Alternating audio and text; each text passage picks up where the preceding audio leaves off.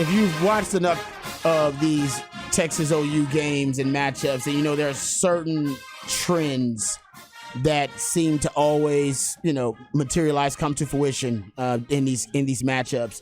And I've been keeping track of a few of them, and I think these trends actually this year they favor Texas. I think two of them favor Texas. Two of these three that I'm about to mention. So first of all, we know Quinn Ewers. He played in the Texas OU game last season, and it was one of his standout performances as a Texas Longhorns, one of his best games he's ever had. And Texas blew out Oklahoma. Talked about JT Sanders, one of his breakout performances too. And now he's got that on his resume, but he's also more importantly got the experience in the game. Here's the stat: if first-time starters at quarterback in the Texas OU game, the State Fair Street Fight, as I like to call it, or the texter said what did he say, the D-Town Throwdown? D-Town Throwdown. Kind of like that too. First-time quarterback since 1990. First-time quarterbacks versus quarterbacks who have experience in the Texas OU game as a starting quarterback. There are only 4 quarterbacks who actually have won as first-time starters going up against more experienced quarterbacks who have had starts in the Texas OU game. And they're all actually on the OU side. Spencer Rattler, Jalen Hurts, Justin Fuentes, Sam Bradford. When one quarterback has played in the game while the other hasn't, Dylan Gabriel hasn't played in this game because he was hurt last season. That's part of why Texas blew him out. He probably doesn't remember it. Yeah. He was knocked woozy. Yes, good point. Against TCU. Yeah. And Quinn, remember that was Quinn's game back, right, from the injury, was it not? Yes, it was. Yeah, that was his first game back from the injury, and he looked so spectacular in that game. I will say, having been at the Cotton Bowl, Dylan Gabriel was on the field warming up for that game. I remember that because we were talking about that in the pregame, remember? Yep, he was on the field, took warm-ups. He just wasn't cleared for the protocols. Yeah, that's a good point. I remember us talking about that in the pregame. So that's with 34 years of sample size, it tells you first time starters in this game versus veteran quarterbacks who started in this game. They don't fare so well. But if anybody can break the trend, it would be Oklahoma. And he is he would be the outlier because he is a veteran quarterback. He's a 6th-year quarterback. So if anybody can kind of break that trend, maybe it will be him. But that's one that I think is good for Texas. Less experienced quarterbacks in this game versus more experienced quarterbacks. Now I think 3-14-1. So those also favors Texas because Quinn is the more experienced quarterback in this game, in the Texas OU game, not overall, just in the Texas OU game.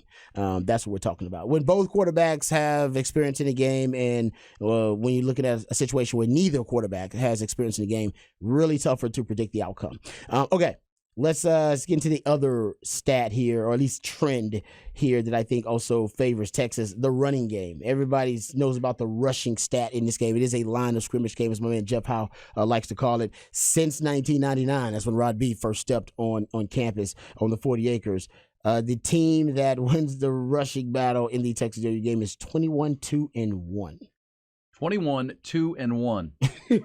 Well, going into this game, statistics would tell you the Longhorns are a much better running team than Oklahoma. It's not even a question. I think Oklahoma's averaging less than 4 yards per rush as a team. And they don't really have a bell cow dude. I mean, Jonathan Brooks has emerged as not just he leads the Big 12 in rushing. He's one of the national leaders in rushing yards right now. And who would have picked that when the season began, having a breakout year and giving the Longhorns that strong running game.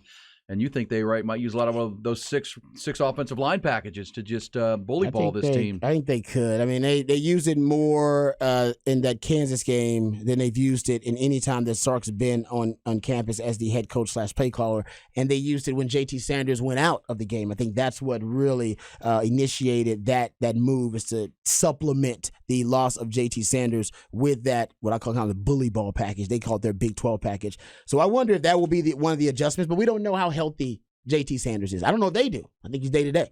And they're judging that day-to-day. And if he's really healthy and he can go, I think they'll let him go early because they want him a part of that early script early on. And then from there, they may adjust if, he ends up having to work that ankle, if he, re-injures it, if he gets tackled and, they don't like the way it looks, that kind of stuff. I think early on, it'll probably be at its best. Right off of, a week of rest and the training sessions and things of that nature. So, but yeah, the rushing battle is huge. And, Texas, right now, I agree with E. They definitely have their running game right now is finding its groove. It's finding its rhythm. It's right now one of the better running games. I think it's the best running game potentially right now in the Big 12. It's one of the better running games in the country, actually, looking at the way Jonathan Brooks is running the football. All right, another trend here, and this is not just Texas OU, this is any football game at any level, turnovers. Turnovers are going to be big. I think it favors Texas, but it could favor Oklahoma. They lead the Big 12 in takeaways right now. They got 10 interceptions right now. I believe that 10 interceptions is one of the national leaders, too. Well, it's got to be 10 interceptions through 5 games, but it's one of the national leaders, too. So they're really opportunistic defense. That's one thing that, Brent Venables has been able to kind of infuse this new opportunistic mentality with this defense. They go after the football. They got more speed. I think their strength on defense is their back seven, starting with the linebackers. Their linebackers actually are really good. It's probably their best players on defense are those 2 off-ball linebackers they have, Stutzman, who is a stud. But they got 10 interceptions. In fact, the Sooners have 24 interceptions in their last 13 games. So they're trending the right way in terms of taking the football away. But Texas, we know Quinn Ewers, even though he threw an interception last week, he is not prone to being careless with the football. That is not really in his DNA. He can be inconsistent. He can be indecisive. He can hold on to the ball, all that kind of stuff. But he is not really a turnover-prone quarterback. Doesn't just throw it to the other team. So I don't see that being a problem in the Texas OU game. Since 2000, the team that wins the turnover margin, 14-7. And Texas has won the turnover margin actually in 8 of the last 9 meetings. So it's a good chance they'll win the turnover margin here too. But Oklahoma, that's one of their strengths defensively.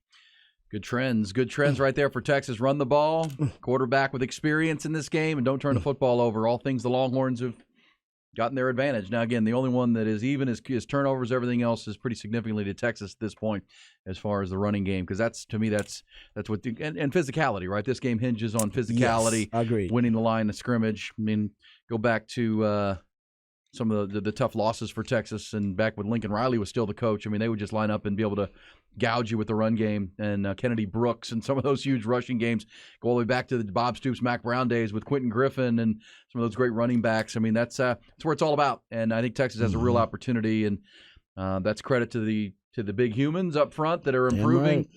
Right. And by the way, a lot of those big humans up front, several of them are from the Metroplex. They like playing in the Metroplex. DJ Campbell. That's a great point. Be inspired. They've been watching that game since they were a kid. Yeah, man. Wanted to play in it. Yeah, and so push it around, get after it, and then Jonathan Brooks. What a it's a great story, man. It really is a great story. Revelation, because we knew he was a good player, but he's really turned into one of the better running backs playing at all Big 12 level right now. And if he keeps it up, could be All-American level. Sark still didn't say he was a starter, did he? I love that Sark won't say he's a starter.